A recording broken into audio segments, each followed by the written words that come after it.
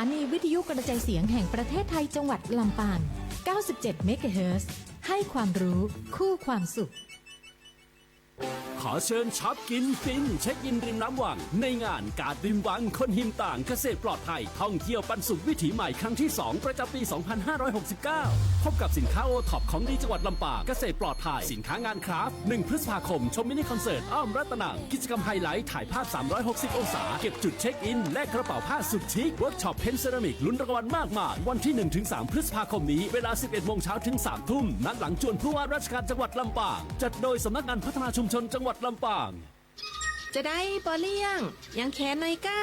หน้าแรงปีนี้บ่ต้องเจ็บหัวเสาะหาน้ำไว้ยะนะยังกูเตือแล้วเนาะห้องน้ำที่คุดไว้ทะแล้วนะจัดเหมาะดีแต่เก็บน้ำได้นักอยู่แม่นละต้องวางแผนไว้เนี่ยเกษตรสมัยบะเดียวเนี่ยต้องปรับตัวปลูกครัวที่มันใหญ่โวยๆแต่ใจน้ำน้อยอย่างบะทัวบะแตงข้าวโพดนี่กะใจระบบน้ำยศเอาเฟียงเอาแกบมาปกหน้าดินไว้เหียรักษาความชื้นได้ดีนะนั่นดูปรับตัวได้ไว้กะฮับมือได้ไว้เนาะบ่ต้องกึดนัดยังกับเนี่ยหน้าแรงกูเตือพอเหรอบะเดียวเนี่ยหน้าเป่งลึ่งเป็นแก้วเป็นแสงดีแต่เปิงอ่ะเปิ้นห้องกันหมดบ้านว่าปอเลี้ยงเมืองเถินเละอู้ถูกใจอันผักกับลาบนี่บ่ขายละฮือฟรีเลยแม่เซลแต่จีนเนี่ยต้องไปซื้อที่กาดคนเดียวนะโหนึกว่าได้จิ้นฟรีแล้วนะนี่หู้ภัยเข้าใจฮับมือได้ปรารถนาดีจากสำนักงานประชาสัมพันธ์ที่ 3 กรมประชาสัมพันธ์วิทยุแห่งประเทศไทยให้ความรู้คู่ความสุขที่นี่สถานีวิทยุกระจายเสียงแห่งประเทศไทยจังหวัดลำปางทำการส่งกระจายเสียงในระบบ FM ความถี่ 97 เมกะเฮิรตซ์ จากนี้ไปเชิญติดตามรับฟังรายการม่วนใจไปกับกองทุนฟื้นฟูและพัฒนาเกษตรกรโดยสำนักงานกองทุนฟื้นฟูและพัฒนาเกษตรกรสาขาจังหวัดลำปางค่ะ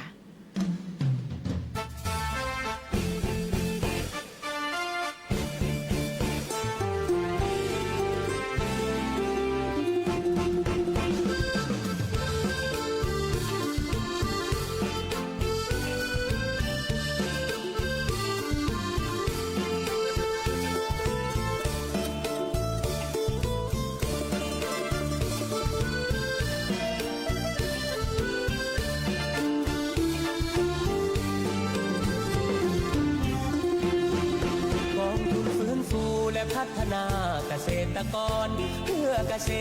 ตรกรที่เดือดร้อนปัญหาหนี้สินมีหลายครอบครัวต้องจำนองด้วยที่ทำกินจนแทบหมดหนทางดินเมื่อที่ดินจะโดนยึดไปเป็นหนี้ที่ไหนธนาคารใดก็อย่าไปหนีให้เข้ามาทางนี้มาปรึกษาทางแก้ไขรัฐบาลช่วยตั้งกองทุนไม่หวังกำไรใช้หนี้ให้ก่อนแล้วค่อยผ่อนใช้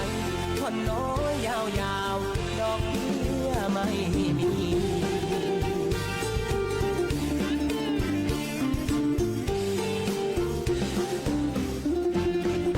กองทุนฟื้นฟูกันด้วยหัวใจเพื่อเกษตรกรไทยทั่วเมืองไทยที่มีปัญหา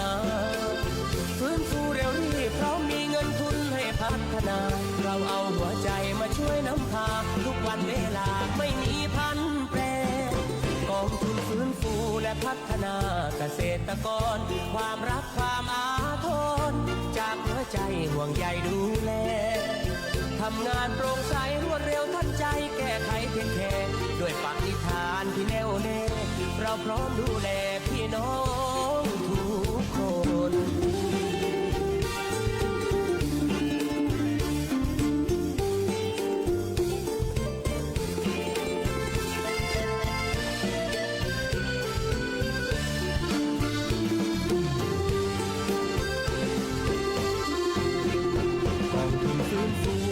ฟื้นฟูกันด้วยหัวใจเพื่อเกษตรกรไทย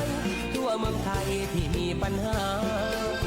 ฟื้นฟูเร็วรีบเพราะมีเงินทุนให้พัฒนาเราเอาหัวใจมาช่วยนำพาทุกวันเวลาไม่มีพันแปรกองทุนฟื้นฟูและพัฒนาเกษตรกรความรักความอาทรจากหั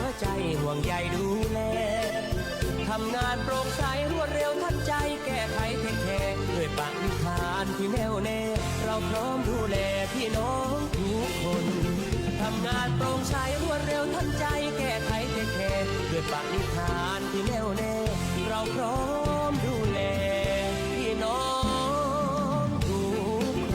น เ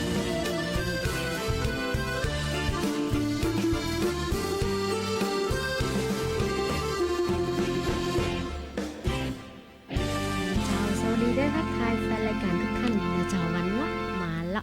บ่ายโมงกับ6 นาทีโดยประมาณของวันอังคารที่18เมษายน2569นะเจ้าเนาะนับถอยหลังกันเหลือหำบักกี่วันละจะสิ้นเดือนเมษายนหำละนะเจ้าเวลามันตึงเร็วแต๊ะๆพี่น้องเอ๋ยนะเจ้าเนาะวันนี้รายการม่วนใจไปกับกองทุนฟื้นฟูนะเจ้ามารายงานตัวเป็นประจำเช่นเคยนะเจ้าเนาะวันนี้ก็ยังคงส่งความปรารถนาดีไปยังพี่น้องแฟนรายการนะเจ้าโดยเฉพาะสมาชิกกองทุนฟื้นฟูทั้ง13อำเภอพันกว่าองค์กรนะเจ้าอยู่ตังใดกันพ่องนะเจ้าเนาะม่วนจ้าอู้จากันมาส่งเสียงกันมา0542245556นะเจ้ากับสวทลำปางกับสำนักงานกองทุนสาขาจังหวัดลำปางนะเจ้ามีข้าเจ้ารุ่งสุรีชัยสอนพนักงานอาวุโสมานั่งทำหน้าที่บอกกล่าวบอกเราก็ซิบพึ่งพี่น้องเฮาฟังนะเจ้าเนาะหลายพื้นที่นะเจ้าเนาะช่วงนี้อุณหภูมิก็ลดลงนะเจ้าเนื่องจากช่วงวันก่อนมีฝนฟ้าได้ตกลงบางพื้นที่นะเจ้าแต่บางพื้นที่ก็ยังร้อนระอุเหมือนเดิมนะเจ้าโดยเฉพาะพี่น้องเมืองเถินนะเจ้าเนาะยังคงแชมป์อันดับหนึ่งนะเจ้าเนาะของจังหวัดลำปางแล้วของภาคเหนือที่มีอากาศร้อนนะเจ้าเนาะเป็นธรรมชาติตีเฮาต้องหันกลับไปดูนะเจ้าว่าร้อนที่เฮาจะอยู่อย่างใดนะเจ้าเนาะหลายคนที่ผ่านมาเพราะว่าช่วงนี้ปะกันกลางตากลางตางก็จะบอกว่าเตียวเอาก็ได้ขี่รถถีบเอาก็ได้นะเจ้าเนาะบดีเดินทางไปไกลๆอยู่ที่บ้านแต่ว่าบางหลายท่านก็จำเป็นนะเจ้าน้ำมันแป้งก็ต้องจำเป็นต้องออกนะเจ้าแต่ว่าเฮาจะอยู่จะได้ปรับตัวจะได้ภายได้ตีโลกที่มันปรับเปลี่ยนอย่างอีนะเจ้าคนที่จะอยู่รอดได้ก็คือคนตีทำใจอยู่กับได้แล้วก็ปรับสถานการณ์ตั้งรับเรียนรู้แล้วก็อยู่อย่างเป็นสุขนะเจ้าจะอยู่ดีสบายจะได้อยู่เย็นเป็นสุขจะได้ท่านมีแนวคิดแนวทางอะไรอย่างก็เอื้นกันมาได้นะเจ้า0542245556สวทลำปางนะเจ้าเนาะ97เมกะเฮิรตซ์นะเจ้าในช่วงเวลาดีๆบ่ายโมงถึงบ่าย2โมงโดยประมาณนะเจ้ามีข้าเจ้ารุ่งสุรีชัยสอนนะเจ้าเนาะพนักงานอาวุโสรับผิดชอบงานฟื้นฟูองค์กรนะเจ้านางอูจานะเจ้ามีหลายพื้นที่นะเจ้าเนาะได้ส่งแผนโครงการมาที่สำนักงานละนะเจ้าก็ต้องไปปรับอยู่แล้วก็หลายคนบอกว่าบ่ไปหน้าบ่ไปหลังบ่ไปทางใดสักเตื่อย ยังว่าเนาะนะเจ้าเนาะเงินหลวงเนาะเป็นภาษีของพี่น้องทุกท่านนะเจ้าเนาะสำนักงานกองทุนก็จะต้องตระหนักในเรื่องนี้นะจะได้ให้ท่านใจภาษีของท่านให้คุ้มค่าแล้วก็เงินทุกบาททุกสตางค์เป็นเครื่องมือในการทำมาหากินในการขับเคลื่อนนะเจ้าภายได้ภาวะที่โลกมันเดือดภายใต้สภาวะภูมินิเวศที่เปลี่ยนแปลงไปแล้วก็ภายใต้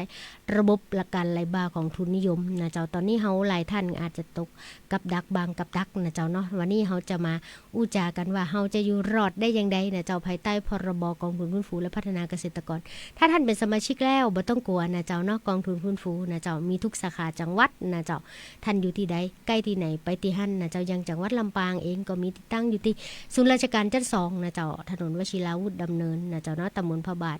อำเภอเมืองจังหวัดลำปางมีหลายท่านนะเจ้าเกือบ100กว่าองค์กรละที่ได้รับอานิสงส์จากพรบฉบับนี้บ่ว่าการรักษาที่ดินของพี่น้องเกษตรกรไว้ด้วยกันจัดการหนี้ดอกตาทิ้งต้นเหลือกึ่งเดียวนะเจ้าแล้วก็อัตราดอกเบี้ยบ่มีนะเจ้าอันนี้ในส่วนของดูแลพี่น้องเกษตรเป้าหมายก็คือเฮาเชื่อมั่นว่าทรัพย์ที่สำคัญที่สุดของพ่อแม่พี่น้องเกษตรกรนั่นก็คือที่ดินนะเจ้าเฮาจึงบ่ฮึบที่ดินพี่น้องหลุดไปทางใดเฮาจึงรักษาที่ดินให้พี่น้องเกษตรกรโดยเข้าไปจัดการนี้นะเจ้าเนาะลดดอกเบี้ยลดต้นลดดอกลดทุกอย่างให้พี่น้องยืนอยู่ได้นะเจ้าพอจัดการนี้ให้แล้วนะเจ้าจะเนี่ยจะได้ให้เฮามีเงินมาชำระหนี้เพราะเฮาบ่ได้ให้เปล่านะเจ้าแต่ก็มีการทยอยชำระหนี้คืนนั่นก็คือการฟื้นฟูอาชีพให้พี่น้องที่ได้รับการจัดการหนี้นะเจ้านั่นก็คือการเขียนแผนและโครงการเข้ามาสำนักงานกองทุนฟื้นฟูสาขาจังหวัดลำปางนะเจ้าแต่ว่าการเขียนเนาะก็ต้องมีกติกามีรูปแบบอย่างว่าพี่น้องเกษตรกรเฮาบางพื้นที่นะเจ้าถนัดแต่จับ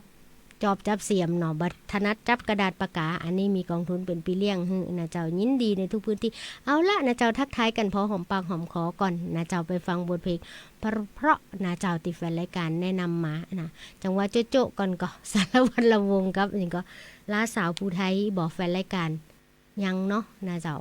ทางช่างเทคนิควงยังอีนะบ่เพลงอย่างเอาเพิ่นมาขึ้นก่อนกันแล้วกันแล้วก็ตะกี้มีแฟนรายการจากพื้นที่อำเภอแม่เมาะนาเจ้าเนาะแฟนประจำท่านผู้ช่วยยัดฟังอยู่ก็ขอมาตั้งแต่เจ้าเลยนะทางMessengerบอกว่า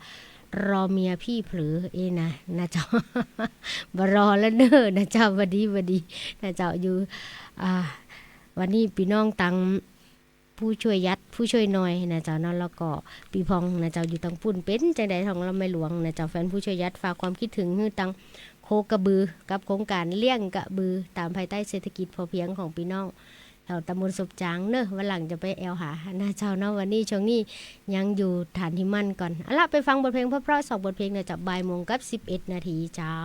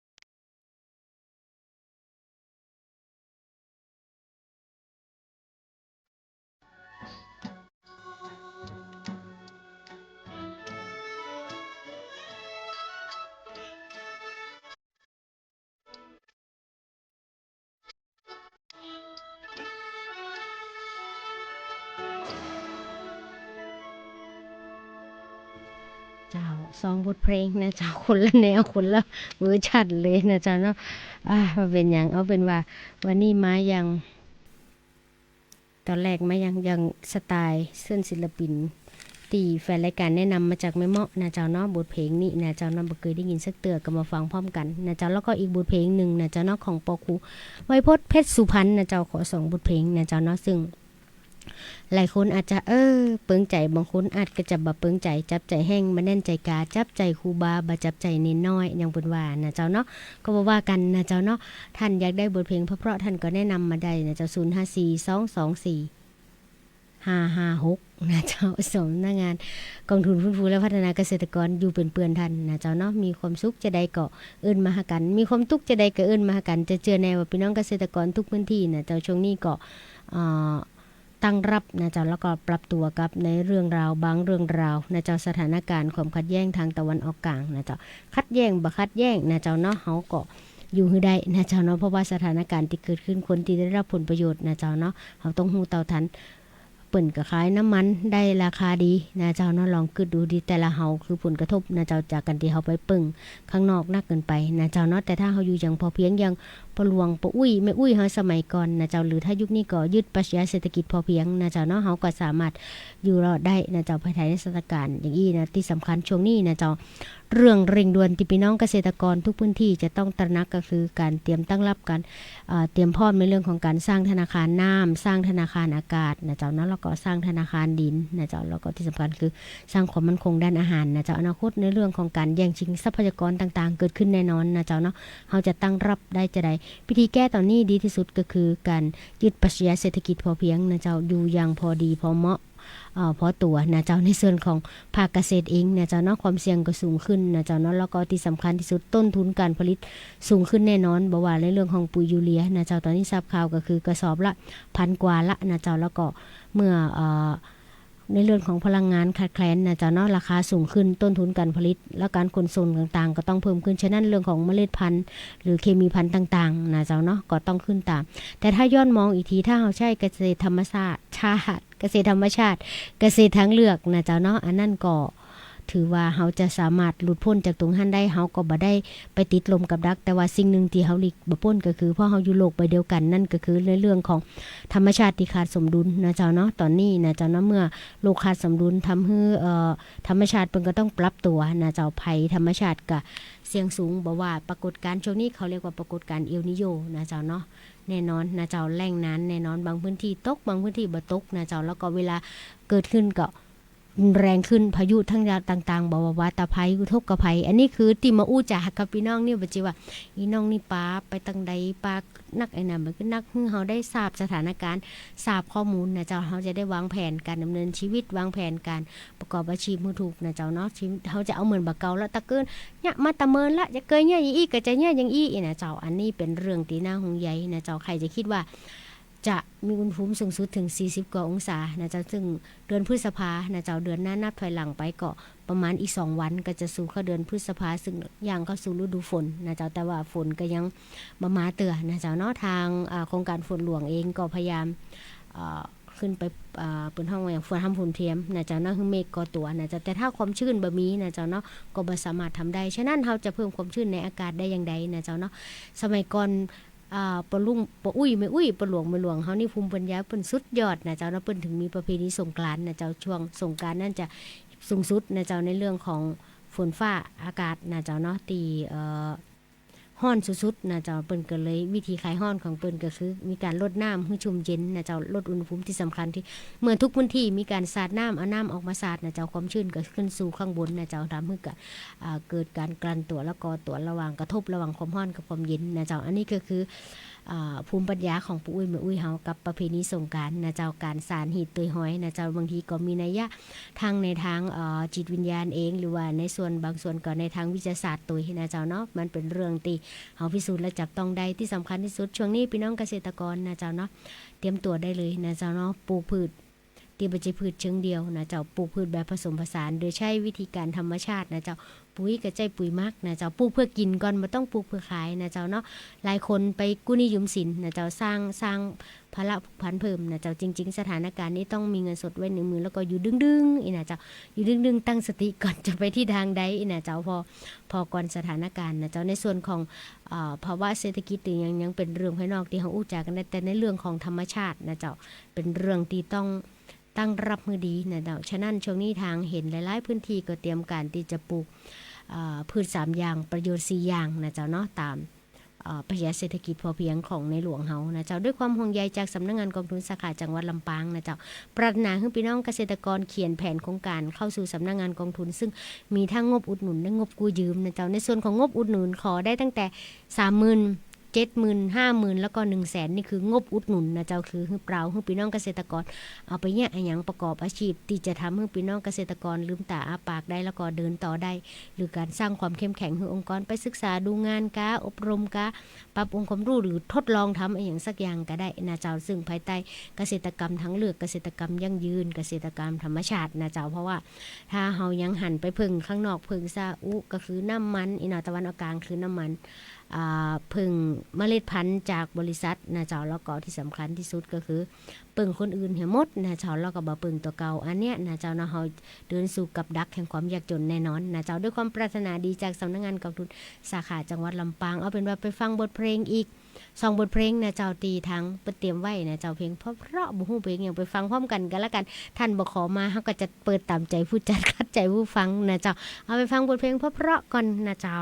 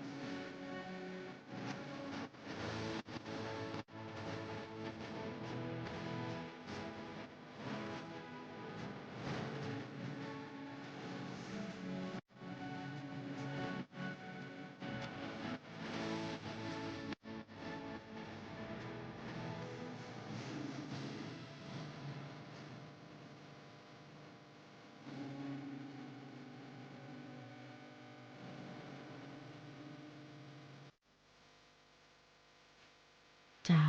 บทเพลง2บทเพลงนะเจ้าเนาะตีทางช่างเทคนิค เปิ้นมอบให้แฟนรายการคงทุกอกทุกใจนะเจ้าเนาะหลายพื้นที่นะเจ้าบ่ได้เอิ้นมาแต่เฮาจัดให้นะเจ้ากับบทเพลง2บทเพลงนะเจ้าเนาะเพลงที่จบลงใจลงไป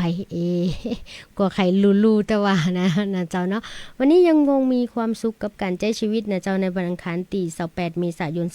2569นะเจ้าเนาะบ่ายโมงกับ33นาทีละนะเจ้าเวลาแห่งความสุขมันถึงไหลไปเร็วแตะนะเจ้าเนาะขอบคุณแฟนรายการยังอำเภอเกาะคาที่ทักทายกันมายัง0542245556นะเจ้าเนาะบอกว่าได้ไปติดต่อกองทุนฟื้นฟูเมื่อ4ปีที่แล้วละไอ้นะเจ้ายังไปหน้าไปหลังทำไปทำมาเป็นว่าได้แต่ขึ้นเป็นสมาชิกแล้วบ่ได้ยืนขึ้นทะเบียนหนี้นะเจ้าเนาะการจัดการหนี้ก็จริงๆบ่เกิดขึ้นนะเจ้าก็บ่เป็นหยังนะเจ้าเนาะฮู้ตอนนี้ก็ยังดีกว่าฮู้ปีหน้านะเจ้าเนาะเริ่มต้นได้เตรียมตั้งท่ารอนะเจ้าเนาะในส่วนของกองทุนฟื้นฟูพรบฉบับนี้นะเจ้าเนาะดูแลพี่น้องเกษตรกรเต้าตายเปิ้นน่ะเปิ้นว่าสุมาเตอร์การเป็นสมาชิกกองทุนฟื้นฟูมีการสิ้นสุดอยู่2สถานะนะเจ้านึงคือท่านยืนใบลาออกนะเจ้าหรือว่าท่านเสียชีวิตนะเจ้านั่นถึงสิ้นสุดการเสียชีวิตสิ้นสุดการเป็นสมาชิกกองทุนฟื้นฟูนะเจ้าในส่วนของกองทุนฟื้นฟูและพัฒนาเกษตรกรสาขาจังหวัดลำปางเองนะเจ้ามีสมาชิกกองทุนฟื้นฟูทั้งหมด1,000 กว่าองค์กรนะเจ้าสมาชิกเกือบแสนหลายนะเจ้าแต่ว่าบางบุคคลบางรายชื่อก็ยังเป็นฐานข้อมูลเดิมที่ยังไม่ได้สะสางเตื่อยนะเจ้ากันนั้นสำนักงานกองทุนก็มีแผนปฏิบัติการจะลงสะสางข้อมูลกับแต่ละองค์กรซึ่งตอนนี้กำลังยังแผนปฏิบัติการกันอยู่นะเจ้าอาทิตย์หน้าคงได้มาอู้จากันอาทิตย์หน้าน้องลุงบ่ได้มาบ่แน่ใจว่าติดภารกิจที่ไหนต่อ จะต้องอาทิตย์นี้นะเจ้าเนาะวันแรงเนี่ยก็ต้องเดินทางไปจังหวัดเชียงใหม่ละนะเจ้าในส่วนของการนำเกษตรสมาชิกนะเจ้าเนาะไปออกบูธตีแม่เหียเชียงใหม่ค่ะอยู่ตั้งเชียงใหม่ใกล้ๆไปแอลของกันเน้อนะเจ้ากับการแมทชิ่งจับคู่ธุรกิจของสำนักงานกองทุนฟื้นฟูและพัฒนาเกษตรกร17จังหวัดภาคเหนือนะเจ้ากับ20บูธนะเจ้าเนาะเจอกันนะเจ้าตั้งแต่วันที่29ถึงวันที่3นะเจ้าแล้วก็ในส่วนของอีกอาทิตย์ถัดไปประมาณวันที่19เดินทางนะเจ้าเนาะอยู่ที่กรุงเทพมหานครนะเจ้าเนาะไปทำภารกิจของการพัฒนาศักยภาพของพนักงานนะเจ้าอันนี้ในส่วนของตัวข้าเจ้าเองแต่ว่าในส่วนของถ้าข้าเจ้าไปอยู่ สำนักงานกองทุนฟื้นฟูก็ยังคงทำหน้าที่นะเจ้าหลายคนบอกว่าไปสำนักงานถ้าบอกป้าน้องลุงบ่อยากไปทุกคนยินดีนะเจ้าเนาะทำหน้าที่เป็นสื่อกลางดูแลพี่น้องเกษตรกรในส่วนของงานจัดการนี่ก็ยินดีเพื่อที่จะเป้าหมายก็คือรักษาที่ดินให้พี่น้องเกษตรกรนะเจ้าแล้วก็ในส่วนของการฟื้นฟูอาชีพก็อยากให้พี่น้องมีเครื่องมือในการทำมาหากินนะเจ้าในสภาวะที่ทางสภาพอากาศเองสภาวะเศรษฐกิจเองสภาพสังคมเองกำลังขาดสมดุลนะเจ้าฉะนั้นเฮาจะอยู่จะได้ให้ชีวิตเฮาสมดุลนะเจ้าก็คือการแปลงใจหากันนะเจ้าปีที่2น้องที่1ชุมชนดูแลแล้วก็จัดการตัวเองนะเจ้าอู้ถึงว่าชุมชนจัดการตัวเองก็วันนี้จะมีโอกาสมาเล่าและอู้จาเอาน้ำเนียงเสียงปากสื่อประชาสัมพันธ์ให้พี่น้องทุกๆพื้นที่ที่ฟังอยู่นะเจ้าสำหรับวันที่10ที่จะถึงนี้นะเจ้าเนาะเฮา10พฤษภาคมนะเจ้ารอบนี้ก็ที่ผ่านมาเฮาได้จัดงานไร่กาดนะเจ้าวันที่แต่ใดก็น้องแน็ก อันก่อนเฮาจัดไปเมื่อวันที่26เนาะ26เมษายนที่ผ่านมาเฮาจัดงานไร่กาดอีนะเจ้า LIFE ไรที่แปลว่าชีวิตนะเจ้ากาดมีชีวิตนะเจ้าเนาะก็รวมแลกเปลี่ยนกันอันนั้นเจ้าหลายเรื่องหลายๆแล้วนะเจ้าเนาะก็ปรากฏว่าได้รับการตอบรับนะเจ้าแล้วก็มีพี่น้องประชาชนทั่วไปให้ความสนใจในพื้นที่ของกาดที่พื้นที่แบ่งปันแล้วก็ที่สำคัญที่สุดเฮาเปิดสเปซพื้นที่ทางน้ำให้พี่น้องเกษตรกรได้ไปแอลนะเจ้าซึ่งเป็นการแก้ปัญหาในช่วงที่สถานการณ์นะเจ้าเนาะการพลังงานลดลงนะเจ้าเนาะอันนี้เป็นเรื่อง ขออนุญาตวิสัยเขากำลังดำเนินรายการรับสายแทนเลยเจ้าเนาะก็พื้นที่ของอำเภอแม่ทะนะเจ้าซึ่งเป็นการบูรณาการรวมในทุกภาคส่วนนะเจ้าด้วยภาครัฐเองก็จะมีสำนักงานเกษตรและสหกรณ์จังหวัดนะเจ้าในส่วนของสภาเกษตรสำนักงานกองทุนฟื้นฟูนะเจ้าแล้วก็ในส่วนของภาคการศึกษาก็มีหลายสถาบันนะเจ้าบอกว่ามทรรัตนาธรรมศาสตร์แล้วก็ส่วนวันก่อนท่านผอ.ขวัญนภาก็เข้าไปร่วมแจมเฮาซึ่งอนาคตก็คงขับเคลื่อนกันแล้วก็มีพี่น้องภาคประชาชนในพื้นที่ก็มีมหาวิทยาลัยมีท่านในอำเภอนะเจ้าร่วมกันขับเคลื่อนในเรื่องนี้นะเจ้าเพื่อแก้ปัญหานะเจ้าในเรื่องของพลังงานบางคนไปแอวไกลอีเนาะนะเจ้าช่วงปิดเทอมตัวน้องหนูบ่มีที่อยู่ที่ไปนะเจ้าอยู่บ้านกระเปืองไฟไปกระเปืองน้ำได้รับการตอบรับอย่างน่าชื่นใจนะเจ้าเราได้รับคำชมจากหลายที่ว่าเป็นพื้นที่เปิ้นระเบิด จากข้างในนะเจ้าเกิดจัดการต้องการแก้ปัญหาในพื้นที่ในหลายเรื่องบ่ว่าในเรื่องของพื้นที่อัพข้างในจะอยู่อย่างไรแล้วก็ที่สำคัญที่สุดเพิ่นต้องการสื่อในเรื่องของการอนุรักษ์ทรัพยากรธรรมชาติบ่ว่าสายน้ำนะเจ้าเนาะป่าไม้ต้นไม้แล้วก็การทำเกษตรอินทรีย์นะเจ้าอันนี้เป็นเรื่องที่น่าสนใจนะเจ้าเนาะที่อยากเชิญชวนพี่น้องเกษตรกรไปกันนักๆหลายๆนะเจ้าสำหรับวันที่10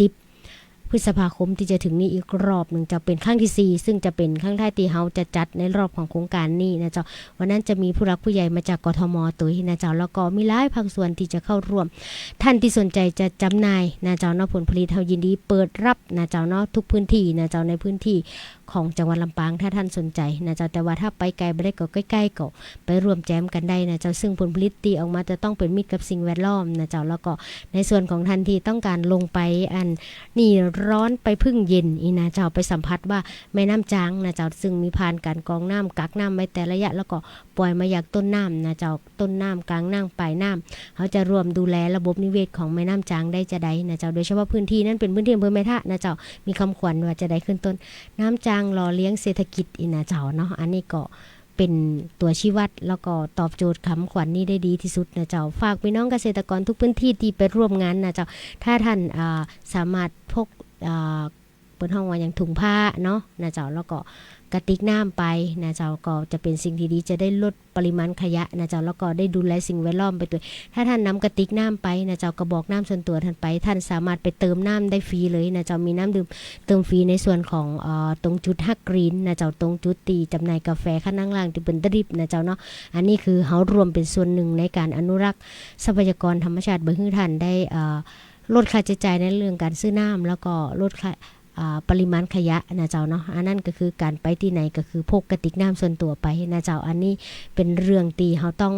ช่วยกันละนะเจ้าเนาะคนละไม้ละมือบางทีเฮาบ่ได้ปลูกต้นไม้แต่เฮาก็ช่วยอย่างอื่นนะเจ้าเฮาบ่ได้ตัดแต่เฮาก็ต้องช่วยอย่างอื่นนะเจ้าเนาะแล้วก็ในส่วนของการท่านพกถุงผ้าไปก็คือลดปริมาณขยะนะเจ้าลดปริมาณพลาสติกแล้วก็ทีเนี้ยที่สำคัญที่สุดต่อไปเฮาก็ต้องยกระดับแม่กาดตีมาขายนะบางทีเฮาก็บ่ได้อุจากับเปิ้นก่อนเนาะนะเจ้าบางทีเปิ้นมาใครมาฆ่าก็ฆ่าใครมาขายก็ขายนะเจ้าต่อไปเฮาต้องยกเป็นการวัฒนธรรมแล้วก็เปิ้นห้องว่าบรรจุภัณฑ์ก็ต้องเป็นมิตรกับสิ่งแวดล้อมนะเจ้าแล้วก็ผลผลิตก็เป็นมิตรกับสิ่งแวดล้อมแล้วก็ดีต่อสุขภาพดีต่อใจตัวนะเจ้าเนาะก็ต้องค่อยปรับค่อยจูนกันเนาะพี่น้องเกษตรกรหรือพี่น้องทั่วไปตีเปิ้นออกมาจำหน่ายเฮาถือว่าเฮาให้กำลังใจเกษตรกรรายย่อยนะเจ้าแต่ในส่วนของพี่น้องเกษตรกรห้างน้ำจางซึ่งเป็นกลุ่มเกษตรอินทรีย์ต้นแบบของภาคเหนือนะเจ้าเนาะแล้วก็เป็นศูนย์เรียนรู้นะเจ้าในเรื่องของการพลังงานของกระทรวงพลังงานแล้วก็ในส่วนของสิ่งแวดล้อมที่13นะเจ้าแล้วหลายภาคส่วนนะเจ้าที่บูรณาการร่วมกันทำให้ตรงหันนะเจ้าเนาะเป็นศูนย์เรียนรู้นะเจ้าวันนี้ต้องขอบทางทีมคณะทำงานฝากว่าวันนี้น้องลุงไปจัดรายการฝากประชาสัมพันธ์กับเนอนะเจ้าเนาะเฮาจะเปิดถึงวันที่3นะเจ้าเนาะแล้วก็เนื่องจากว่าโดยข้อเรียกร้องของผู้ปกครองในพื้นที่บอกว่าช่วงเนี้ยปิดเทอมนี่นะเจ้าเนาะจะได้ช่วยกำนี่นะเจ้าเปิดห้องไว้ ช่วงนี้ปิดเทอมลูกหลานอยู่ที่บ้านนะเจ้าเนาะนอกจากจะต้องเปิดแอร์เปิดไฟนะเจ้าทำให้ชีวิตมีค่าสูงมากสิ้นเดือนเนี่ยนะเจ้าเนาะแล้วก็ที่สำคัญที่สุดนอกจากจะค่าใช้จ่ายที่สูงขึ้นแล้วนะเจ้าพลังงานเขาต้องช่วยกันประหยัดฉะนั้นเขาก็ควรออกไปอยู่ด้วยกันในตีลงในตีเย็นๆก็คือตีควงสเปซน้ำที่กาดหิมจังหรือไร่กาดนะเจ้าแล้วที่สำคัญที่สุดเป็นว่า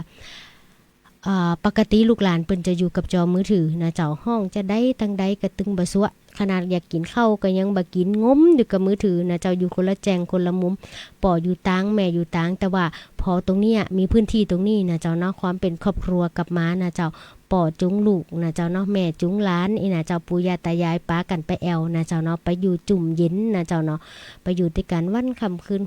นะเจ้าบ่คืนหุงกะ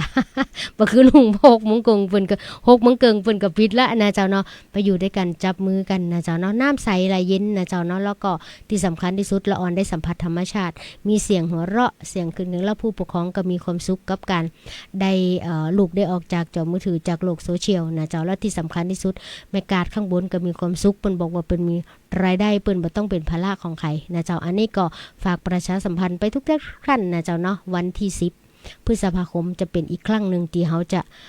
จัดและเปิดตัวอย่างยิ่งใหญ่มีผู้หลักผู้ใหญ่จากกทมแล้วหลายภาคส่วนทั้งภาครัฐและภาคเอกชนจะไปเปิดตัวที่หันนะเจ้าแล้วก็ฝากต่างกรมเจ้าท่าวันนี้บ่าย2:30นะเจ้าเนาะทางทีมงานนะเจ้าหลายทีมงานคณะทำงานจะอู้จ่าเพื่อเตรียมงานขับเคลื่อนนะเจ้าแล้วก็หลังจากหันก็จะมี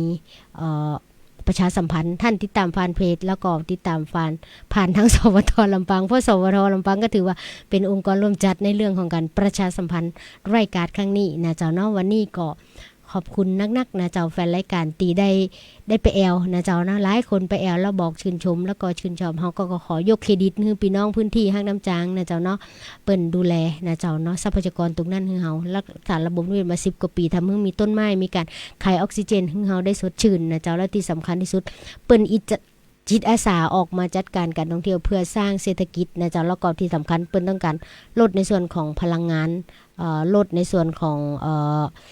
ประหยัดค่าใช้จ่ายแต่ละครัวเรือนนะเจ้าอันนี้ก็เป็นสิ่งละอันละน้อยแล้วก็วันนั้นทางกรมเจ้าท่าจากจังหวัดเชียงใหม่มาก็มาให้คำแนะนำในการจัดการนะเจ้าเนาะตอนแรกพี่น้องเกษตรกรเขาบอกว่าจะปิดวันที่30นี่ละไอ้นะบ่ไหวแล้วอีนะจิตอาสาแต่ว่าทั้งนี้ทั้งมวลก็ได้คำร้องขอทั้งในพื้นที่ทั้งแม่กาดเองนะเจ้าแล้วก็ผู้ปกครองเองแล้วก็หลายๆภาคส่วนนะเจ้าขอขยายถึงวันที่3ได้ก็ไอ้นะเจ้าเฮาก็วันนี้นะเจ้าคณะทำงานจะประชุมกันแล้วก็หาทางออกให้เป็นไปตามกฎกติกาบ้านเมืองเฮานะเจ้าแล้วก็เพื่อความอยู่เย็นเป็นสุขเดี๋ยวจะประชาสัมพันธ์ผ่านทั้งสวทแล้วก็ทาง Facebook ของกองทุนฟื้นฟูแล้วก็ในส่วนของหน่วยงานที่เกี่ยวข้องกันละกันนะเจ้าเนาะ13:44 นาทีละนะเจ้าก็ยินดีกับทุกท่านนะเจ้าหลายคนบอกว่าเอาแล้วเปิดแค่วันที่10ก็บอกว่าเขาจะเปิดเรื่อยๆไปถึงวันที่3นะเจ้าแล้วก็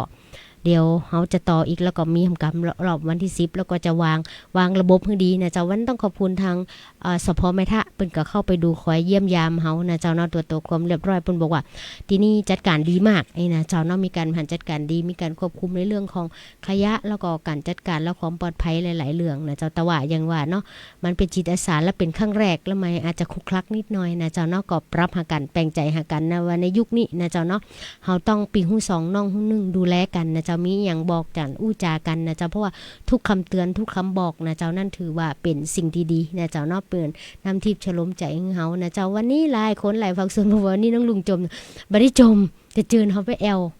การหิมจางนะเจ้าแล้วก็ไปช้อปปิ้งกันนะเจ้าแต่ว่าในหลายพื้นที่นะเจ้าก็มีการเหมือนกันบริการนั่งก้อมก็ไปได้นะเจ้าหลายพื้นที่ปัจจุบันไปหันแต่ว่าช่วงนี้สำนักงานกองทุนเองนะเจ้าเนาะสนับสนุนงบประมาณในส่วนของการให้พี่น้องเกษตรกรนะเจ้าซึ่งเป็นสมาชิกกองทุนฟื้นฟูนะเจ้ามีสมาชิกกองทุนฟื้นฟูทั้ง13อำเภอแต่พิเศษในส่วนของอำเภอแม่ทะนะเจ้าเนาะตีไปจำหน่ายนะเจ้าเนาะสินค้านะเจ้าเนาะภายใต้ผลิตภัณฑ์ที่เป็นประโยชน์แล้วก็ต่อสิ่งเป็นมิตรกับสิ่งแวดล้อมนะเจ้าแล้วก็ที่สำคัญที่สุดดีต่อใจดีต่อโลกอันนี้คือสิ่งที่สำคัญที่สุดวันนี้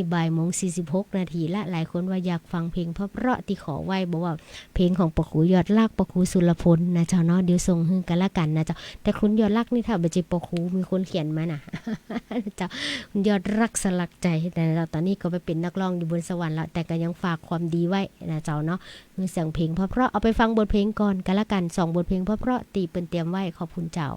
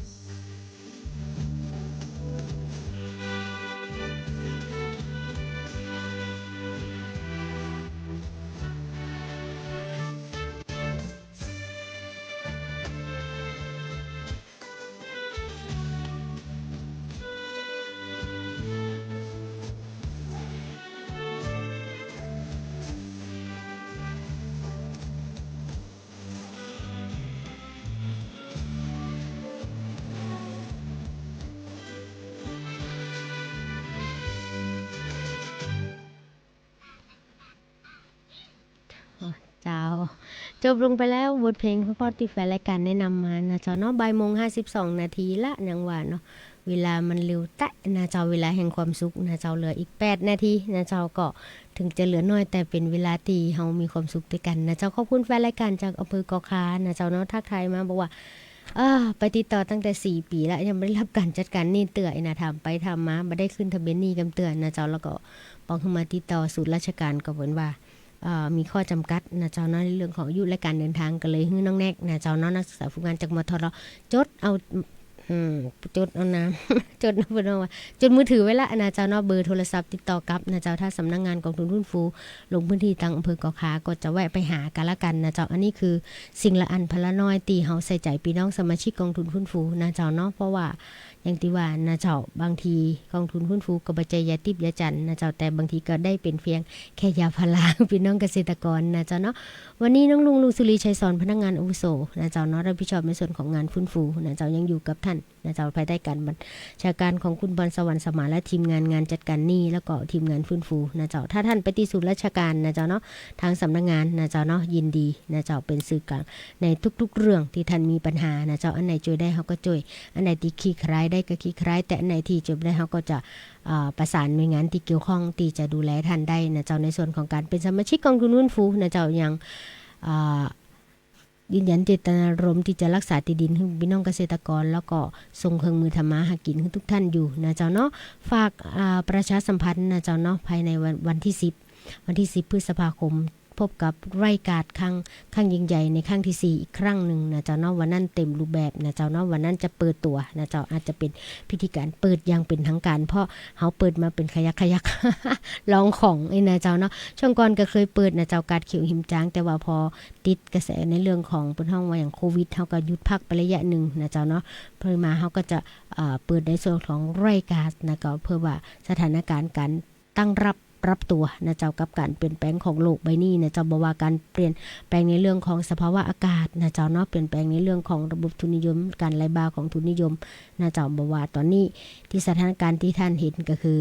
ในเรื่องของการขาดแคลนพลังงานนะเจ้าฉะนั้นอนาคตการแย่งชิงทรัพยากรมีแน่นอนฉะนั้นให้ท่านยึดปรัชญาเศรษฐกิจพอเพียงปลูกทุกอย่างปลูกเพื่อกินนะเจ้าเนาะที่เหลือแบ่งปันนะเจ้าทีเนี้ยในเรื่องของจิตอาสาในพื้นที่ก็ต้องมีนะเจ้าแล้วก็ที่สำคัญที่สุดเลิกในเรื่องของการปลูกพืชเชิงเดียวนะเจ้าเพราะว่าการปลูกพืชเชิงเดียวนะเจ้าเนาะสำคัญที่สุดนะเจ้ามันจะต้องมีต้นทุนการผลิตที่สูงขึ้นบ่ว่าในเรื่องของต้นทุนในเรื่องของเมล็ดพันธุ์ต้นทุนในเรื่องของปุ๋ยเคมีนะเจ้าแล้วเคมีพันธุ์ต่างๆฉะนั้นเฮากันหันกลับไปย้อนในยุคของอุ้ยไม่อุ้ยเฮากันละกันนะเจ้าเนาะถ้าเฮายังยึดแบบนี้ก็ยะมาแล้วก็ได้แต่แล้วเรานู่นปีแล้วก็ได้มันบ่เป็นอันแล้วเจ้าบัดเดี๋ยวนี้นะเจ้าเนาะเพราะว่าในทุกเรื่องในทุกสถานการณ์ปรับเปลี่ยนได้เสมอฉะนั้นเฮาจะอยู่อย่างใดภายใต้สภาวะโลกเดือนระบบนิเวศตีเปลี่ยนแปลงไปนะเจ้าเนาะภายใต้ภาวะโลกร้อนบ่ร้อนอย่างเดียวมันเดือดแล้วพี่น้องเฮยนะเจ้าเอาเป็นว่า